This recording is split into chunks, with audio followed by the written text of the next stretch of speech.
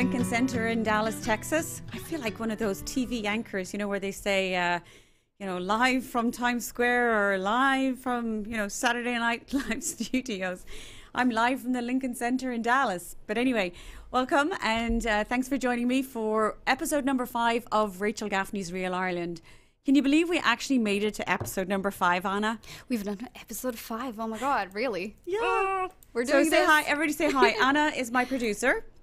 So Anna is my trusty friend and cohort here, helping me not go off the rails. And I think she's ready with probably a delay button in case I just say something completely unfiltered, which is very unlike me because I never say anything that's on my mind, So I'm very, very careful about what I say.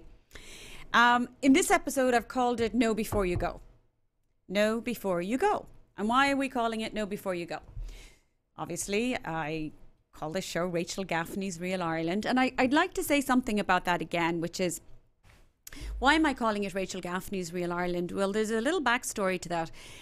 When I started this business, I started back in 2001. So, I'm coming up on almost 2 decades doing this. And it was because I moved to the United States and I noticed that people's perception of Ireland, the Ireland I grew up in, the Ireland that I know, wasn't being told. The story wasn't being told and I wanted to tell the story. It used to be called Rachel Gaffney's Authentic Irish Goods. And what happened was people were reacting to the word authentic in a different way. They were reacting to it in a way where they thought authentic meant to them, even though we know authentic means real and genuine. Authentic to people who were coming to me for my business, they were thinking about how it was in the 1920s or, the lace curtains or, dancing at the crossroads. The grannies, the Irish grannies. And authenticity. So, sorry, are you saying something to me, Anna? I was. Sorry. I was just saying the old granny kind of thing. Yeah. All the old school kind of stuff. Yeah, right? Very much so. Sorry, I just... And so I thought, well, I need to change it. So I changed it to Rachel Gaffney's Real Ireland because whatever was happening 50 years ago was real. Whatever is happening now is real. And whatever will be happening in the future will be real. And there are a plethora of travel agents out there. Fantastic. There are a lot of websites. There's everything out there about Ireland. But I thought, I need to start talking to people about their trips in ways that they can identify with, which is... We all know that you can go online and find all the tourist attractions. That's the easy part. You don't need me for that at all. I mean, you just go online and do your trip or whatever. But what about if something, you had a specific interest? And we were talking about this before the show, Anna. We were talking about you were talking about, customized trips. Right, yes. And I was saying, here's the thing. Everybody's doing a customized trip. Now, if we're to really drill down to it, is it really a customized trip? Because what is a customized trip? You can use the word bespoke, you can use all those lovely words, but really what you need is somebody to, I use the word curate the trip for you, to be your curator. So if I have 3 people, I have Mary, I have John, and I have Philip, all wanting to go on a trip to Ireland, and each one of them has the exact same budget. I know I'm stating the obvious here that no 3 trips will be the same, but that's very, very important because what may be important to you may not be important to somebody else and vice versa. And then I also, when I meet with you guys or when I talk to people on the phone or whatever, you drop clues that you don't know that you're dropping. It could be the way you're dressed, it could be what you're eating, it could be your interests, it could be something you do in your work that you don't think is relevant when it comes to me planning your trip to Ireland. Sorry, my earpiece is falling out, so I'm trying to fix that. Okay. And so those are the things that are really important to me. So moving forward, I want to talk to you guys about travel tips, know before you go, and things that might help you in your planning and when you go to Ireland. So the first thing I'm going to say to you is, and this might sound so obvious and you're going to laugh, but have you checked your passport? Is your passport current? Right. And somebody might say, important. well, it's current and I'm going in 6 months, but what if it expires while you're there? So a simple little task, if you're thinking about a trip to Ireland, check your passport first. Number 1, check your passport. The next thing is obviously book your flights. Now, speaking of flights, I'm going to have a show in a few weeks and we are going to be talking about flights and we're going to be talking about the new flight. And in the studios, I'm going to have American Airlines in with me. So we're going to be talking all about that new direct route from Dallas to Dublin. And for those of you who are out there watching who are not in Dallas and not in Texas, maybe that's not relevant to you, but we will be talking about other airports and other flights and things that are important about, tips you should know about when flying to Ireland, things that are the most, because it takes a long time, so we want travel efficiency, things to think about. So that's in another show. Right, after you've been on a flight for something like 8 hours, 9 hours, the last thing you want to do is get to the airport and just wait for hours to get through security. Right. And not only that, for now, especially whether it's from Dallas or wherever, especially for us here in Texas, we have to go through another airport. So you're adding more hours onto your trip. You got your travel time to the airport. You got your wait time at the airport. You've got your flight to, whether it's Chicago, Boston, New York, Philly, Atlanta. Then you've got to wait. Then you have another flight. So it's a long time. It's the bones of almost, I would say, a day and a half traveling at either end. So there are a lot of things that need to be considered in your logistics. It's not a problem. It's just, again, like know before you go so that you don't end up with sort of unusual situations or things that will frustrate you. So if I can alleviate as much as I can before you go, then it just makes it a lot smoother, your trip a lot smoother. So the next thing I want to talk to you is about hiring a car in Ireland. And hiring a car in Ireland is so important because it is a little bit of an enigma, tied up in a riddle, unlike other countries throughout the world. So, here in the United States, if you want to hire a car, you've got your credit card insurance. Right. And your car insurance. So when you go to Ireland, Ireland is one of those few countries in the world, I think it's one of 3, that your credit cards here in the United States, most of them will not include driving in Ireland in your car insurance. Did you know that? Yeah, and you know why? Because when I spent my honeymoon in Ireland, I did have trouble. We had to pay an extra insurance because none of our credit cards covered the insurance, so we had to pay extra, which was annoying. Now there are some credit cards that will offer a specific, so call your credit card company. Right, important. Don't say to them, does this cover me going to Europe? Because they'll say yes. But you need to be very specific and say you're going to Ireland.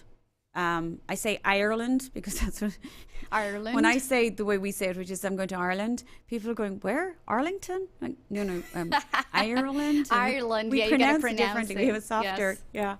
So car insurance. I keep saying so, but the car insurance is very important. There are waivers, and we could actually spend a whole show on car insurance, but it's very important, and people have been stung. And then there's insurance policies that only cover so much of it, and you'll find that your wing mirrors aren't covered. Your wing mirrors. What is really the biggest problem with cars in Ireland? When somebody hires a car and they have a little ding or some problem, what is it that's damaged? The wing mirrors. Why? Because we have the narrow roads over there. Now, not God. The motorways, obviously, but the narrow roads. Mm-hmm. And you never know if you're going to find a horde of sheep. How do you say that? Sheep, but like, well, it's not so much the sheep. Those aren't your problem. It's the ones when you're going those narrow roads and you have a big coach coming towards you and you're up in the hedge and everything. For me, I'm like a Formula One driver. You just go through. I grew up driving there, so to me, right, I love driving in Ireland, and I love having a manual when I'm on those back roads because there's nothing like changing the gears and actually driving. I love it. I absolutely love it. Make sure you have some travel insurance before you go. There are a ton of travel insurance companies out there now. In all the years I've been doing this for clients, touch wood, nobody's needed it. But there was one client who had to cancel because their mother sadly was very seriously ill and they couldn't go. That's when it's important as well. So travel insurance. So is your passport current? Book your flights. Car hire, look into that. Your travel insurance. And then the other 2 things I want to talk to you about is make sure you contact your bank before you go. And your bank and your credit card company, just do a travel notification. I bank with Chase, so I can go onto my Chase account online and just do a travel notification. And you just put in your travel dates so that nobody's denying your card. And the countries you're visiting, at least with Bank of America at some point, they also needed to know where you were traveling and which dates, which countries. Yes, well, that's what I'm saying. In the travel notification, they ask for the country, the dates. And so I did forget to do it one year when I was traveling. I arrived in Dublin and I had to go to Cork and I was hiring a car and they declined my card and I'm like, what? And I'd forgotten to call and it was a security thing, which I get, but when you come off a long flight, you're getting a car, and then that happens, and then I have to go back out of the queue or the line. And then I had to go back, call my credit card company, authorize it, and back. You know, those are things that you go, oh, I'm tired, and that's not what I wanted right now. But so just those little things. The little things are always the things that can give you the big headaches. Yes. We actually have a comment on the Facebook page. Nevin O'Shaughnessy saying, when Mary moved over to Ireland, she lost 3 wing mirrors in 2 years. Nevin O'Shaughnessy. Nevin O'Shaughnessy. Is that who's sending the comment? Hi, Nevin. Nevin is from Dublin. He lives here in Dallas. And Nevin, can I just give him a quick shout out? Nevin owns a fabulous Irish antique store, by the way, called Rockwell Antiques in the Design District in Dallas. It's incredible. One of the best antique stores probably in the country. And I'm not saying it because I know him and because he's Irish, but I did go there recently and he's won all these awards. Phenomenal stories behind all of his antiques.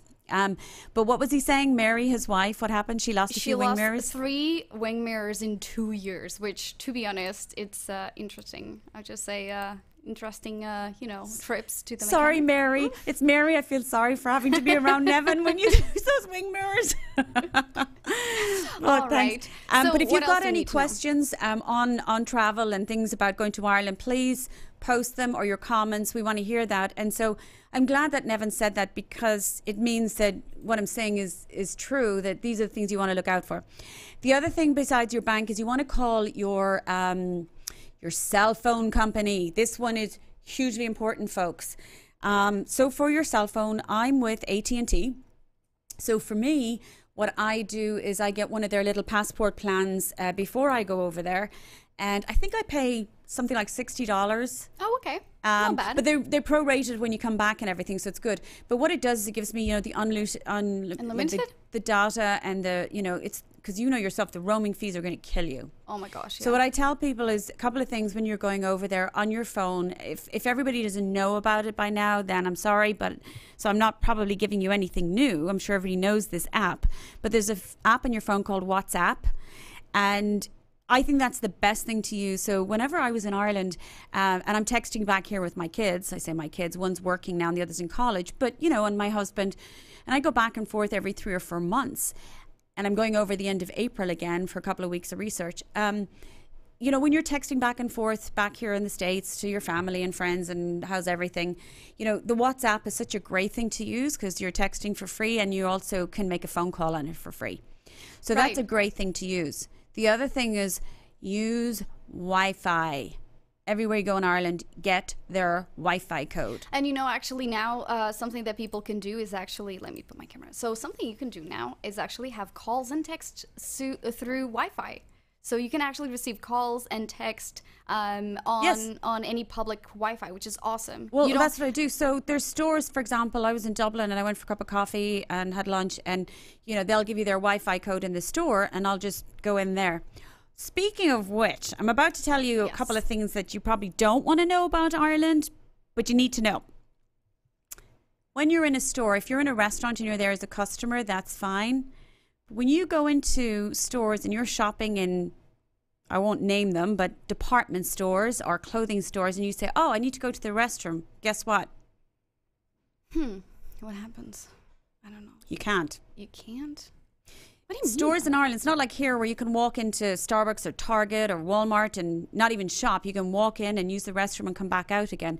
They don't allow the public to use their restrooms. Oh, right. Yes, okay. I don't want to get all people all emailing me and telling me. I'm just saying it's fact. Maybe there's a store somewhere that's going to call us and let us know you can use our restrooms. And you know what? If you're that store, actually let us know, because we will tell people, hey, if you go shopping in this store, you can use their restrooms. But that's the general. I went to a Starbucks in Howth, which is outside Dublin, and I was buying a coffee, and they still had to give me a code to use their restroom. To use the door? To use the restroom. For to get the in door, the door. so you can get in. Oh, wow. Okay. So just things like that. And then so you're contacting your bank, your cell phone plan, and things like that. So when you arrive in Ireland, remember when you leave the United States, you're going to be arriving in Ireland early in the morning. Quite early. Could be anywhere from 6 in the morning up until 9. Depends on where you're flying from. But when you arrive early in the morning, after a day and a half traveling, you're kind of tired and weary. So what I tell people to do is make sure, you're not going to get your hotel room, okay? Because the hotels guarantee that you can have their rooms maybe after 2 p.m., 3 p.m. Because remember, when you're the person staying in the hotel and you're leaving, you want to be able to check out at noon too. Right. So they have to turn the rooms around, and then they have to, so you could go to your hotel and drop your bags, which is a good thing to do, and then go somewhere. But find outdoor activities. I always do that, because then you're feeling, if you're outdoors, you're sort of fresh, if you're walking around and that, if you go somewhere like a museum, you might want to sit in the corner and just fall asleep because they're warm and cozy. Oh my gosh, and yes. It's lulling you into this. And then some of my clients will get in the car and go on a long drive and they sleep the whole way, and then they can't sleep that night, which is not a good thing. Try and stay up all day.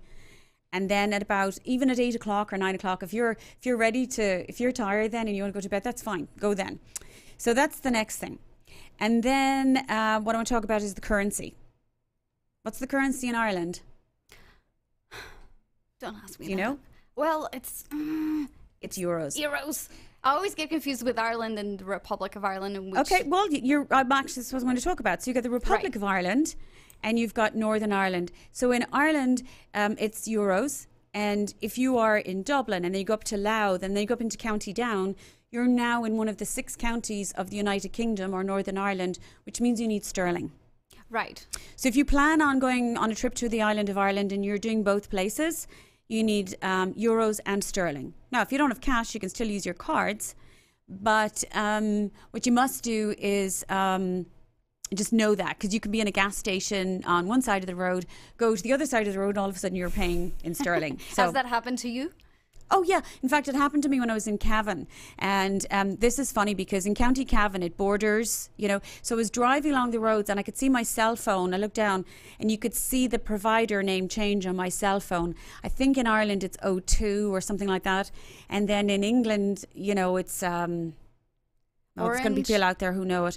Another provider, but you can see it changing, and you can tell the parts of the roads where I'm going through the borders of the counties, so that's important. But when you notify your banks before you go, I always have cash on me. For me, it's different because I go back and forth all the time. So when I have euros, when I come back from Ireland, needless to say, I always, keep some in my wallet for the next time I go back over. But for those of you that don't have it, as soon as you get to Ireland, go to an ATM and get out some cash, and you can just withdraw cash. You just withdraw euros, and of course euros are all different colors, and be prepared, lots of coins. Oh my god, the coins. My bag is so heavy. So have a little coin purse as well. Make sure you have that. All right. And then if you get a taxi from the airport, for the most part, if you're grabbing a cab in Ireland or a taxi, check first if they take a credit card if you want to pay by card. Most taxis will only take cash, and I can understand why, because they're not terribly expensive over there, and the processing fees can kill these poor guys. They're not making much money out of it. So double check before you get in, but honestly 9 times out of 10 they'll only take cash. And also I have a question, do you need to tip? Yes, so tipping, okay. No, I say yes. I tip because I'm used to living in this country, and I just feel like it's a nice thing to do, to give my cab driver a few euros. And plus, they're always, 9 times out of 10, they're always so nice. They're and so nice. Chatty. Yes. And they share so much information, not because they're looking for a tip, they're just nice people. Yeah. So I do, but tipping in Ireland is different to here. Over here, we tend to pay 20% on our dinners and all that. In restaurants in Ireland, yes, you must tip. I don't know what the tipping rate is, but I tend to tip. I never ask because I just tip. Okay. I just do like I do here, I don't mind. The other thing too is if you hire a car, here's another interesting thing. We're so used to over here getting, when we get filling up our cars with gas, we pull up, we put our credit card in. There's no paying at the pump over there. What do you mean? So you don't pay at the pump. You gotta go in, inside? you pull up, you get your gas, and then you pay inside. Okay. All right, so no paying at the pump. Some stations around here do that, but other ones, they are really old. Pardon? Some of the stations here actually make you do that. They are the ones that are very old. Oh, yeah. So, and then the next thing is, I want to talk about are the electrical outlets. Oh, go back to tipping in restaurants. Okay. This is important. I had a client who I did a trip for not so long ago, and they had the best time. They really did. And they came back to me and said it was wonderful. And they were talking about the restaurants and how the food is really good. And they said, I'll tell you one thing, though, I didn't like about Ireland, and you guys really need to get better at this. And I said, what's that? And he said, every single restaurant, we had to wait for our bill. Oh, Nobody brought us our bill. I had to ask every time. Well, let me tell you, I didn't forget to tell him. I just didn't think to tell him. So that's why I'm now keeping all of these tips and things from clients when they come back with something that's normal to me. It's not normal to people visiting. In Ireland, they will never present you with a bill. Right, you just got to go and ask. And the reason they won't is kind of considered rude. They're not trying to churn you out. Here's your bill, get out of here. They will never clear your table. They won't clear the plates until everybody's finished eating. It's rude. This earpiece is driving me crazy. It's falling out. Do you want to take it off? I'm just taking it off, people. Okay, That's what I love about live. Rock there you and go. roll. It's gone. Brilliant. I can hear you. So, sorry. That's how we do it. That's how we roll, right? It's Rachel Gaffney's Real Ireland, right? So, yeah, they won't, so you have to ask for the bill. I was losing my train of thought there. Yeah, you must ask for the bill. The next thing is electrical outlets, voltage. Yes, my favorite. Hair dryers. I can't tell you how many people I've been with who say to me, there's no hairdryer in this bathroom, Rachel. And we were staying in the Shelburne, which is a beautiful 5-star property in Dublin. And the girl called my room and she said, unbelievable. We're in a 5-star property and there's no hairdryers. I went, oh yeah, there are. The voltage in Ireland is very different to the voltage here in the United States. That is why you bring a travel adapter. Now remember, the travel adapter that you buy in the store has there's two European components. You've got what we call continental Europe. So if you're going to France or Italy or Portugal, or Portugal, one of my favorites, you need that one. And then when you go to Ireland and England, you need the other part. Let me pull an outlet for people. Pardon? I'll pull an outlet for people to see. Oh, right. Yeah, it's a 3-pronged outlet. When you have your computer, when you have your cell phone, whatever it is that you're charging, you must use that travel adapter. So make sure you have travel adapters. And people leave them in the hotels all the time. You know, they just leave them in the wall. So don't forget your travel adapter. The hairdryer will never be in the bathroom. You can't use it. Even with your adapter, you cannot use your hairdryer in the bathroom. Your hairdryer will be in the bedroom. So folks, when you go to Ireland and you're looking for your hairdryer, look in the desk drawer or look in your wardrobe. Your hairdryer will be in there. That's where it is. And it's because of the voltage, nothing else. A few other little tiny tips. There are no free refills on soda over there, for the most part.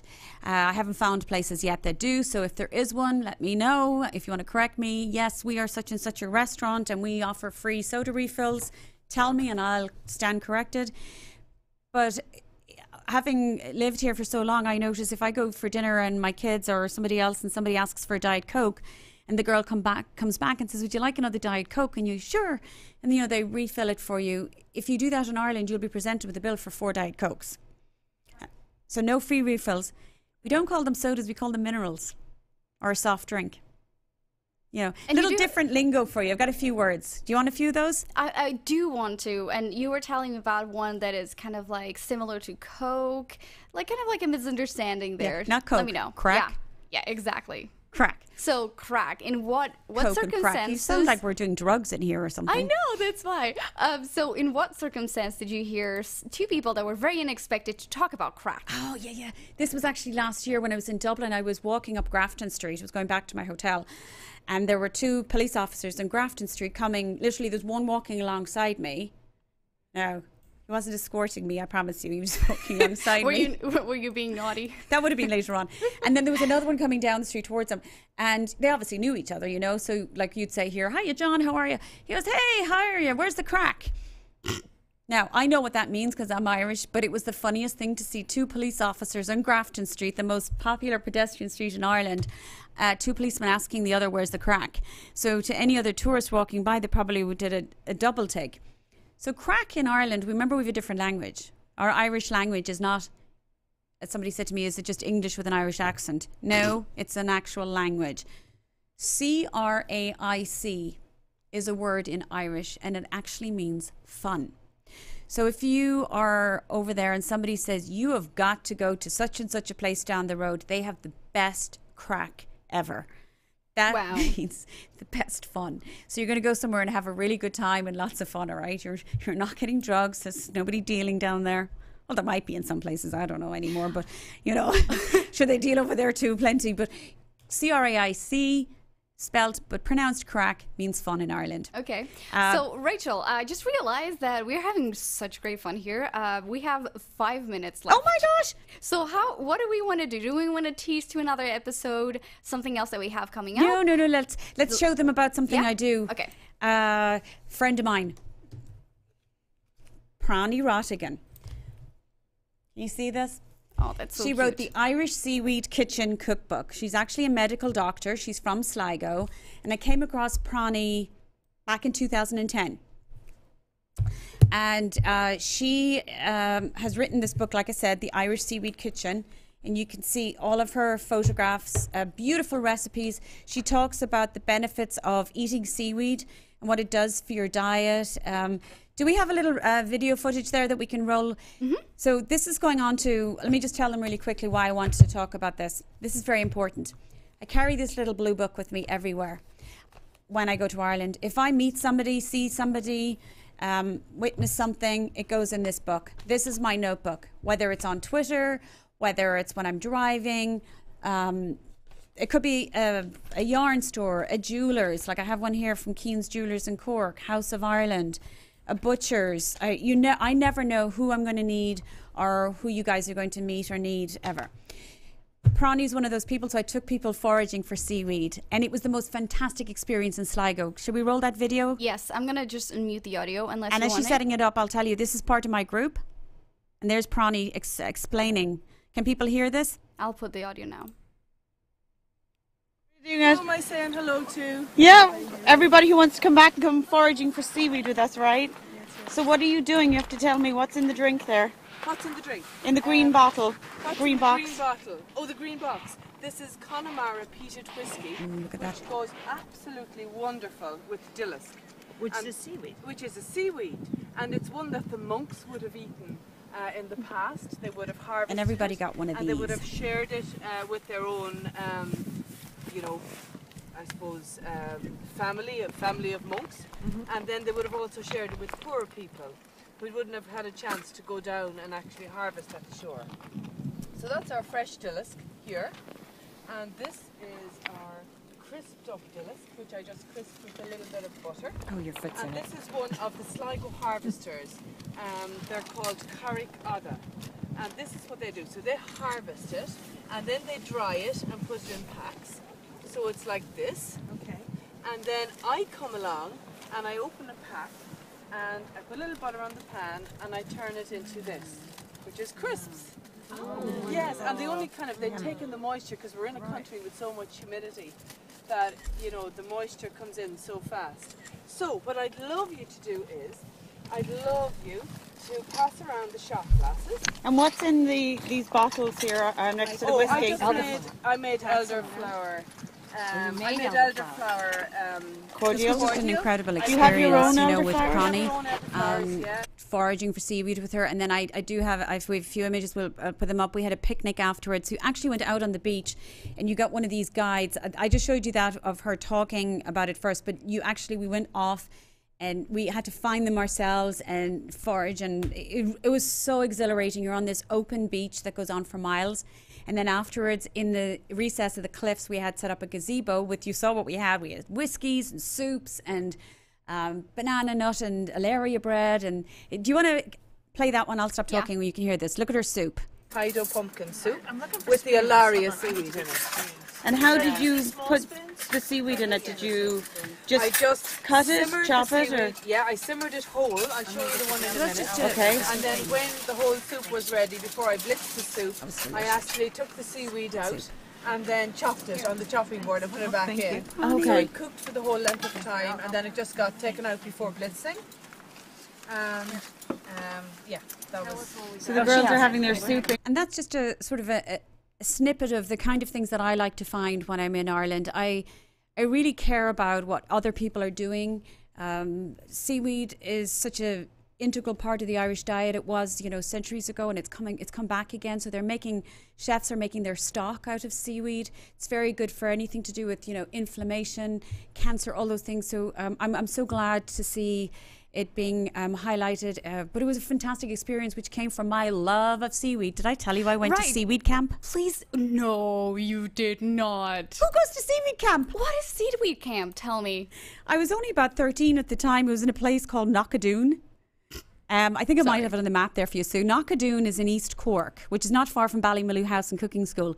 And you can see a little pinpoint somewhere down there, but I spent a week. Oh my God, there were bunk beds in this Catholic diocese prefab sort of unit. Cute. It was very sparse, not like the camps over here where you get everything. Yeah, but kids are okay with that, right? Best you had the best week time. of my life. It left a lasting impact, and I learned about the upper zone, the middle zone, the different zones, the ocean, and you had to go out. And when I came across Pranny and I found her, and I said, Pranny, I wrote to her and I said, I love what you're doing. You've kind of reignited my love of seaweed. And so she sent me this book. Hi, Rachel. I hope this brings back lots of wonderful memories of childhood on the shore. Enjoy the beach, and hopefully. So that's the thing. Childhood on the shore. I'm going to be 50 this year. And the childhood in me is, I'm still a child. I still love to ramble around the shore. And I love that you just reached out to her and just made it happen instead of, some person recommending something to you. You just went out like, I'm so passionate about this. I think people want to hear it and want to see it. That's incredible. Yeah, and that's important, Anna, because I think that's what when I started at the beginning of the segment, I was talking about you can call somebody to book your trip, but I'm looking for people, places, experiences all the time. And I started in 2001, so I have a lot of knowledge. Yeah. I have a lot of people that I know that send you to, and something else I don't do. I will book restaurants for my clients, and I'll never take it. I don't do any commission on it. And the reason being is I want to send people to the restaurant because I think this is the right restaurant for you. You'd love this. Mm-hmm. I want the restaurants to know about the people here that are looking for good food. And so it's a win-win for everybody. If I'm sending you, because a lot of people will send you to restaurants and they get commissions. If I'm only fueled by the money, trust me, I'm not fueled just by the money because I'm doing this 18 years and I'm hoping to get paid soon. So if I was fueled by money only, I wouldn't be doing this. This is belief. Because my country, Ireland, I love living in the United States. I love it. Not going anywhere. I'm staying here. I get to straddle both countries, but I'm very, very proud of my home. I'm very proud of the people over there and what they do. And I would really like to bring all of that to you, and I'd really like you to meet everybody. So thank you so much for joining us this week. Again, if you have any questions and maybe tips that you could share with us, would you please post them? Or feel free to share this segment with people on your own Facebook page, where you can let people know that if they're going to Ireland or think about going to Ireland, that they need to watch this segment, which is called Know Before You Go. So until next week. And I have some really good guests coming in soon. Yeah, we've got exciting. Nevin McGuire, famous chef, live. We're going to have American Airlines and Catherine Fulvio, who features in Lords and Ladles on Netflix, live from Ballynocken. So until next week, everybody. Bye, y'all.